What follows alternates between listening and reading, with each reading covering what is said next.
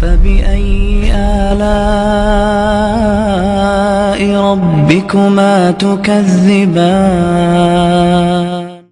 ہود علیہ السلام نے بھی اپنی قوم سے یہی کہا تھا، وَيَا قَوْمِ اسْتَغْفِرُوا رَبَّكُمْ ثُمَّ تُوبُوا إِلَيْهِ يُرْسِلِ السَّمَاءَ عَلَيْكُمْ مِدْرَارًا وَيَزِدْكُمْ قُوَّةً إِلَىٰ قُوَّتِكُمْ وَلَا تَتَوَلَّوْا مُجْرِمِينَ۔ سورہ ہود سورہ نمبر 11 آیت نمبر 52۔ رزق کی کنجیاں بہت زیادہ ہے۔ رزق کی ایک اہم کنجی تو یہ ہے کہ آدمی تقوی کی زندگی اختیار کرے۔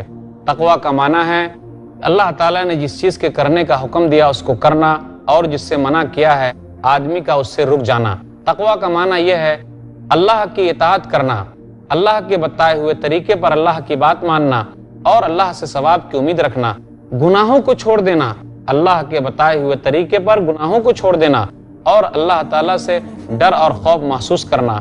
جو آدمی تقوی کی زندگی اختیار کرے گا، تقوی صرف مسجد تک محدود نہیں ہے، تقوی تجارت میں بھی ہے، تقوی لین دین میں بھی ہے، تقوی ہر چیز میں ہے، ہر معاملے میں ہے، بات کرنے میں ہے، اٹھنے بیٹھنے میں ہے، لوگوں کے ساتھ ملنے جلنے میں ہے، اور ادھر سے ادھر جانے میں بھی ہے۔ آدمی جہاں بھی جائے تقوی کی زندگی گزارے، کیونکہ کہا جا رہا ہے اتق اللہ حیث ما کنت، سنن ترمذی کتاب البر والصلہ کتاب نمبر 25 حدیث نمبر 1978 کہ جہاں بھی رہو اللہ سے ڈرتے رہو۔ جو کوئی بھی آدمی اللہ سے ڈرے گا، تقوی کی زندگی اختیار کرے گا، اللہ تعالیٰ اپنے خزانے اس کے لیے کھول دے گا۔ اللہ تعالیٰ کیا کہتا ہے؟ وَمَن يَتَّقِ اللَّهَ يَجْعَل لَّهُ مَخْرَجًا وَيَرْزُقْهُ مِنْ حَيْثُ لَا يَحْتَسِبُ۔ سورہ طلاق سورہ نمبر 65 آیت نمبر 2 اور آیت نمبر 3 کہ جو اللہ سے ڈرتا ہے اللہ اس کے لیے راستے نکال دیتا ہے، اللہ اس کو روزی وہاں سے دیتا ہے جہاں سے اسے گمان بھی نہیں ہوتا۔ آپ کو میں وہ آیت بھی یاد دلانا چاہتا ہوں جس آیت کے اندر یہ ہے کہ اگر گاؤں والے جن پر اللہ کا عذاب آیا تھا وہ لوگ تقوی کی زندگی اختیار کرتے تو اللہ تعالیٰ کہتا ہے کہ ہم آسمان و زمین کے برکات اس پر کھول دیتے۔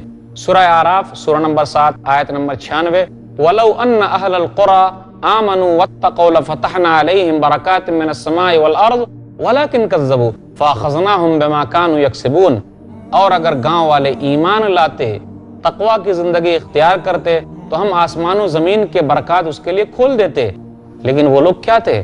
وہ لوگ جھٹلانے والے ہو گئے تو ہمارے عذاب نے اس کو پکڑ لیا۔ میں نے اس آیت کی ترجمانی کی آپ کے سامنے۔ تو تقوی سب سے اہم چیز ہے۔ تقوی یہ اللہ کے خزانے کی ایک چابی ہے، یہ چابی ہمارے پاس موجود ہے، یہ کنجی ہمارے پاس موجود ہے۔ کیا ہم اس کنجی کو اللہ کے خزانے میں لگانے کے لیے تیار ہیں؟